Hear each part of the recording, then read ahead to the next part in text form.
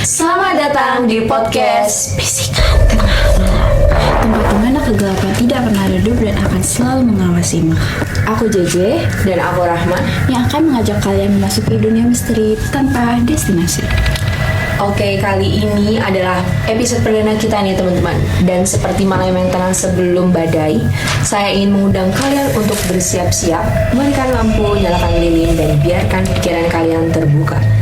Karena kisah yang akan kami ceritakan ini bukan hanya sekedar kisah biasa, karena seluruhnya berasal dari kisah nyata yang kami dapatkan dari sosial media. Oke, jadi daripada lama-lama, mendingan kita langsung aja. They are watching you.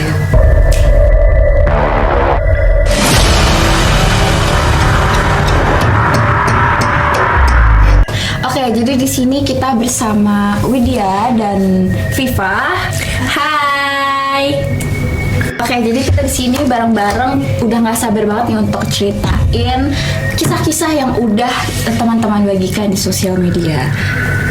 Oke, di sini kita semua udah pada nggak sabar banget nih untuk ceritain kisah-kisah yang sudah kami dapatkan ini kepada kalian semua. Jadi kira-kira siapa duluan yang mau mulai menceritakan? Katanya Rahma sih tadi bilang ya. Oke, boleh sih dari aku dulu. Oke, kita mulai ke kisah pertama.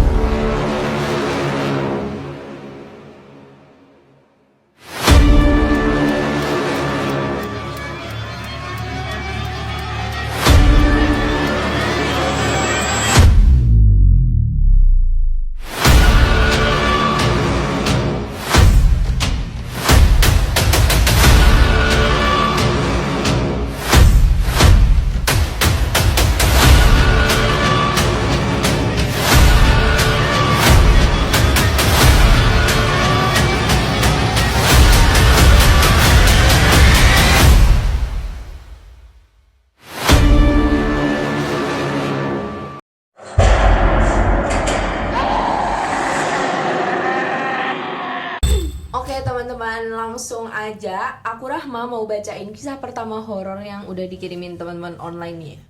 Oke, kisah pertama kali ini berlatar belakang di sebuah pegunungan Indonesia teman-teman, di alam. Ayo, siapa yang suka alam? Rahma sih itu. Iya sih, aku suka alam sih, kebetulan aku udah mendaki Andong teman-teman. Respect. Oke, langsung aja ya. Jadi pada suatu hari ada anak pelajar nih yang mendaki di Gunung Semeru. Dan perlu kalian ketahui, Gunung Semeru itu merupakan gunung yang tertinggi ya di Jawa Timur. Lalu seiring pendakian mereka semakin tinggi, berbagai kejadian aneh mulai terjadi. Beberapa di antaranya terasa nyata nih teman-teman. Sementara yang lain tampak seperti halusinasi yang dipicu oleh kelelahan dan stres. Namun, semuanya memiliki dampak nyata terhadap psikologis mereka, di mana salah satu kejadian pertama yang menakutkan terjadi saat Arga melihat sosok seorang wanita berpakaian putih di tepi jurang saat malam tiba. Wanita ini memiliki wajah yang mirip dengan kekasihnya yang telah meninggal, membuatnya merasa bingung dan takut. Sosok ini kemudian menghilang begitu saja, meninggalkan Arga dengan perasaan tidak menentu apakah yang dilihat adalah kenyataan atau sekedar ilusi. Jadi di sini tuh Arga tuh berarti kayak bingung gitu ya, itu tuh kayak ilusi apa nyata gitu. Karena kan hantunya di sini tuh mirip mantannya dia gitu kan. Jatuhnya masih positive thinking. Iya, lah. masih positive Iya. thinking, masih positif. Arga masih mencoba positive thinking kayak gitu. Padahal kan katanya kekasihnya udah wafat ya. Kok bisa sih? Terbayang-bayang mantan biasa. Mantap. Namanya juga manusia. Aduh. Mantan itu selalu jadi pemenang. Keingetnya mantan ya. Bahkan oke, lanjut ya teman-teman. Di saat mereka beristirahat nih di salah satu pos pendakian, Dimas tuh dengar nih bisikan-bisikan samar yang memanggil namanya dari dalam hutan. Awalnya dia mengira itu hanya suara angin, tapi bisikan itu semakin lama tuh semakin jelas dan terdengar seperti suara seseorang yang dia kenal. Habis itu, ketika dia mencoba mencari sumber suara bisikan yang makin jelas tersebut, dia malah tersesat dan nyaris jatuh ke dalam jurang. Jadi kayak jebakan gitu ya. Berarti kayak di hipnotis gitu gak sih? Serem banget. Iya, serem banget sih, kayak di hipnotis gitu lebih tepatnya. Untung aja nggak jatuh ke jurang ya. Tadi temen-temen yang lainnya tuh udah pada ngalamin pengalaman horornya gitu kan. Terus habis itu gantian nih sekarang tuh yang ngalamin Riva. Dia mulai mengalami halusinasi yang mengganggunya. Terus habis itu Riva ini tuh melihat bayangan-bayangan gelap yang mengikuti mereka sepanjang jalan gitu. Terus habis itu ketika Riva beritahu yang lainnya kalau misalnya ada bayangan-bayangan gelap kayak gitu, mereka tuh mulai khawatir akan kejadian itu. Tapi ada faktor lain juga. Yang jadi faktor lain itu karena mungkin mereka tuh kelelahan mungkin ya, sama gangguan mental mungkin. Iya mungkin ya. Biasanya kan juga ada orang kayak tadi gue kayak ngeliat putih-putih apa gitu. Padahal kayak Iya benar. Padahal cuma kabut. ilusi Iya, gitu. padahal ilusi doang. Itu tuh bisa disebabkan karena kecapean juga. Jadi kayak mereka berilusi. Terus habis itu diarahin ke yang horor-horor gitu juga bisa. Namun penglihatan Riva tuh semakin kuat dan dia merasa mulai ada sesuatu yang jahat sedang mengintai mereka, kayak roh jahat gitu ya mungkin ya. Abis itu Gilang yang udah berpengalaman nih di kelompoknya mulai menunjukkan perilaku aneh setelah mereka melewati sebuah area di daerah Ranupani.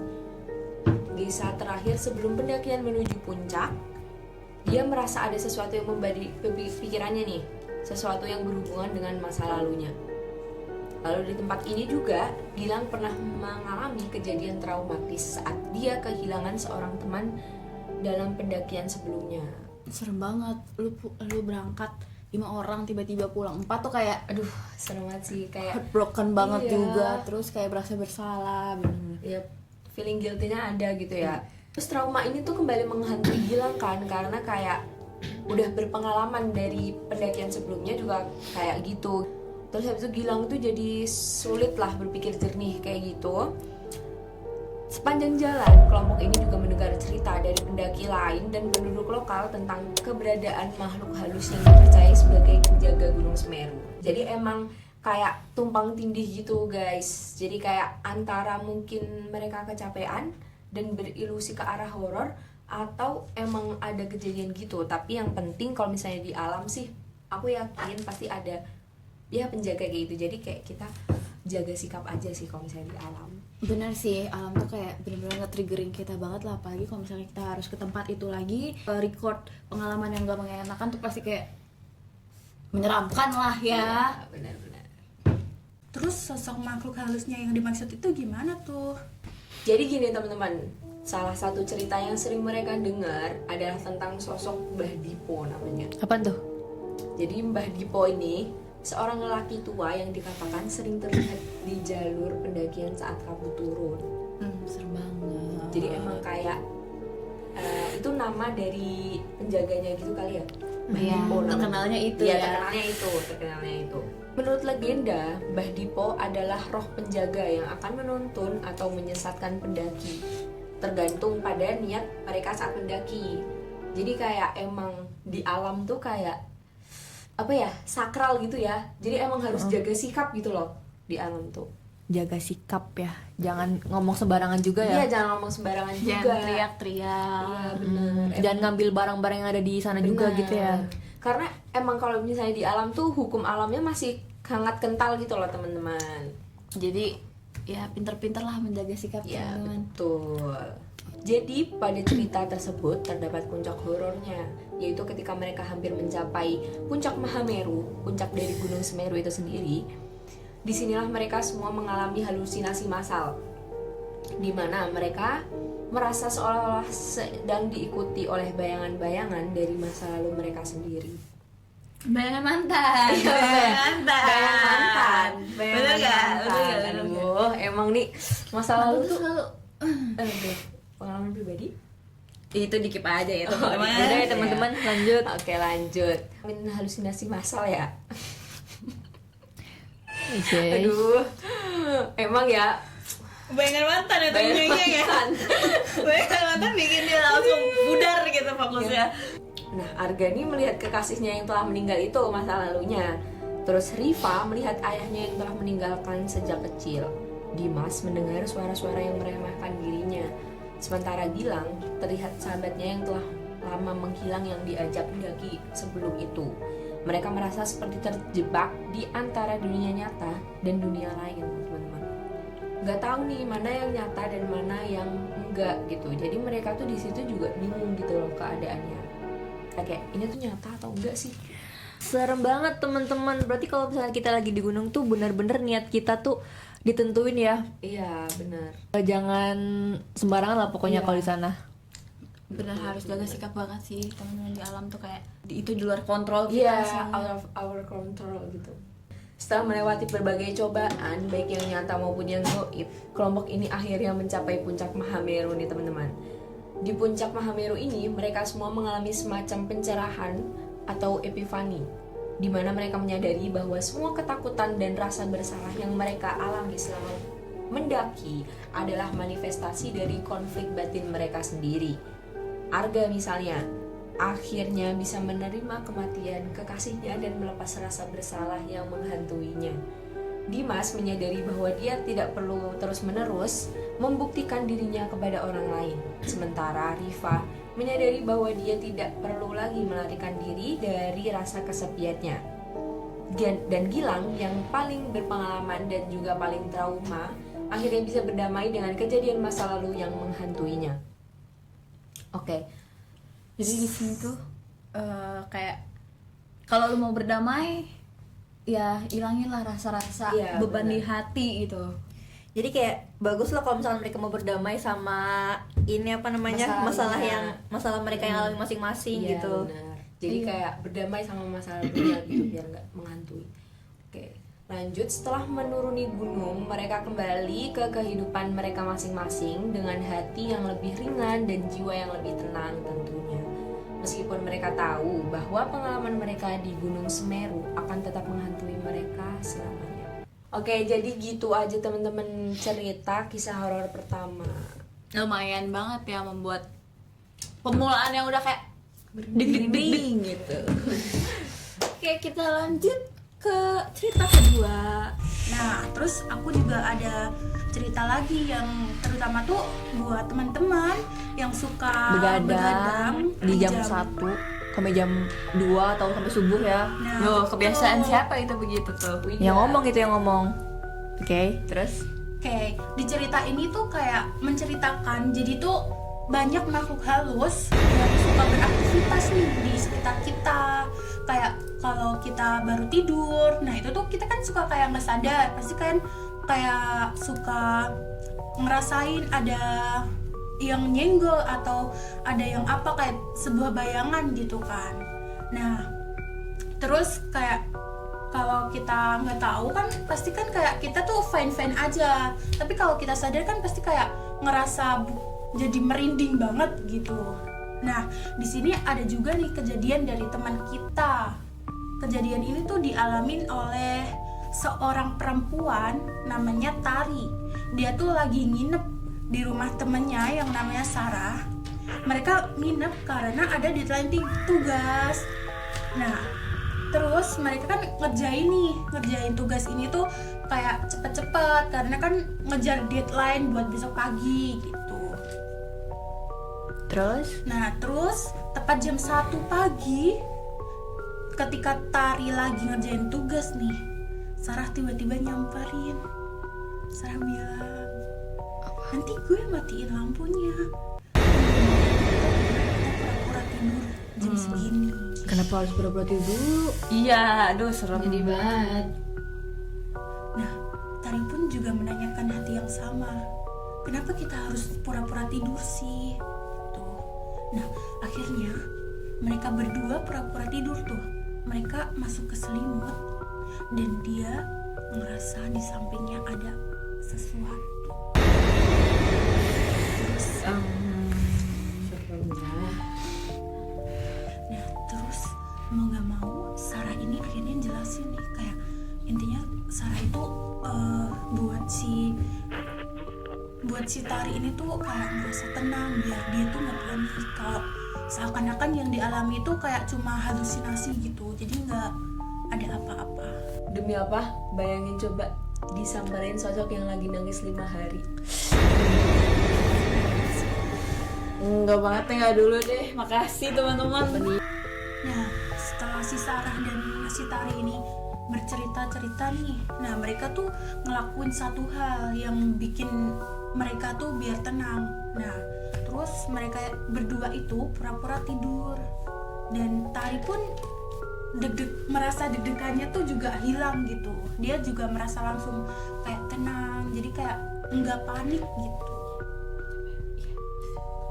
Oke, dan bener aja nih, tepat di jam 2 pagi teman-teman, mereka berdua tuh denger ada suara perempuan. Perempuannya tuh suaranya tuh nangis, terus kayak udah jelas kalau sosok makhluk ini dimaksud dong. Maksudnya kayak udah jam 2 pagi, terus siapa yang nangis kalau misalkan selain mereka gitu kan. Terus kayak suara tangisan itu tuh terdengar sekitar hampir 1 menitan gitulah.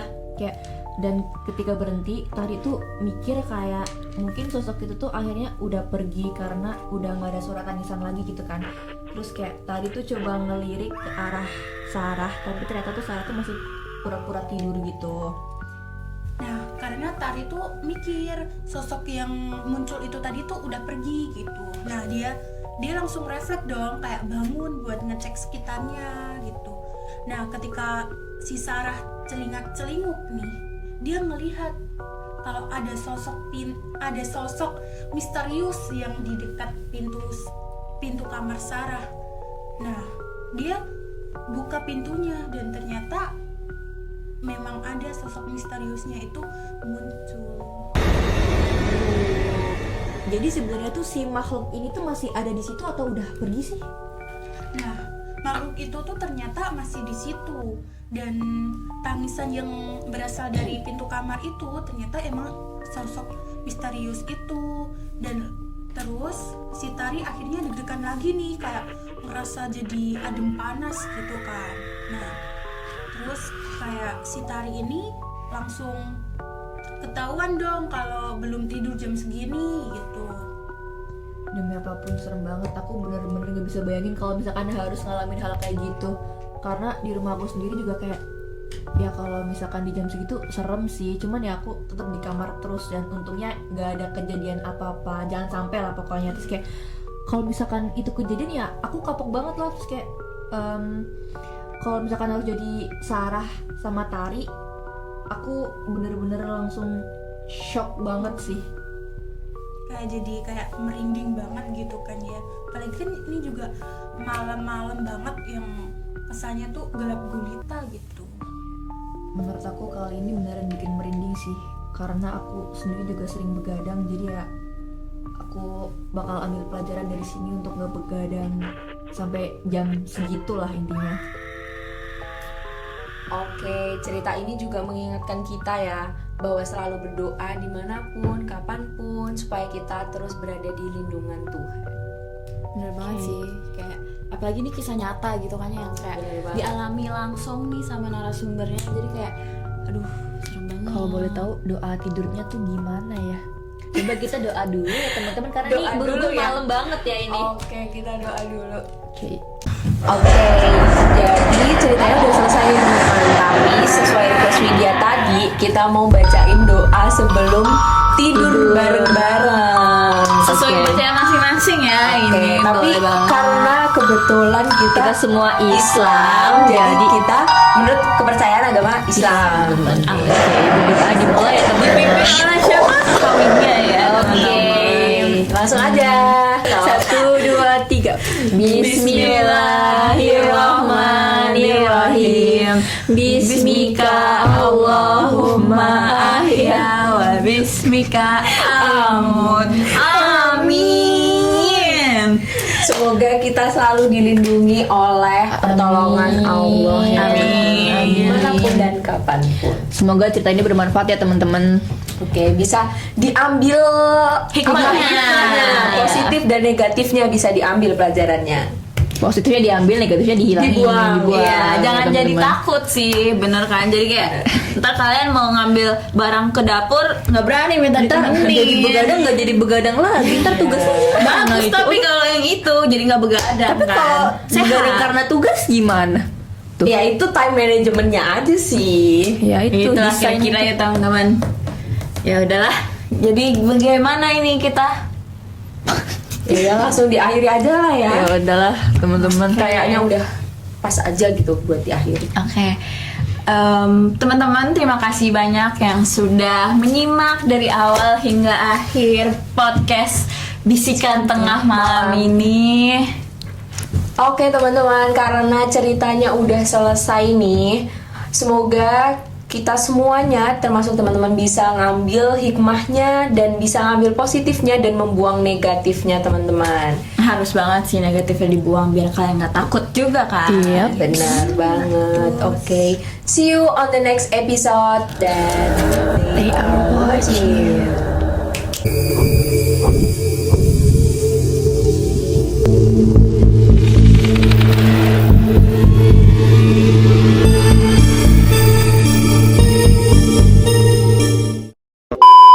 Ya, dan pengalaman nyata yang dialami oleh salah satu teman sekolah. Jangan sekolah dong. Teman-teman kita.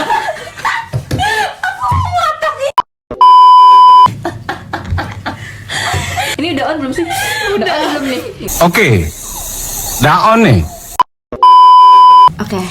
Jadi kita Lampunya kapan dimatiin? promosi ini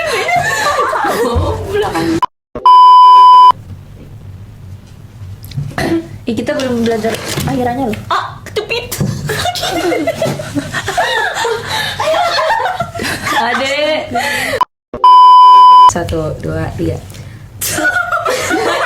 Jeje. Terangkanlah, terangkanlah. Not funny.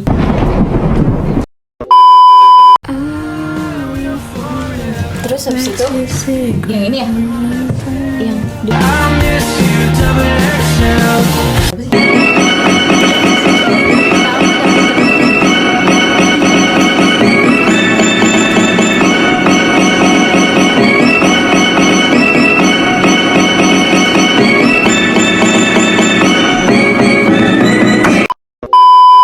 Apa kalau udah siap? Ku coba melihat.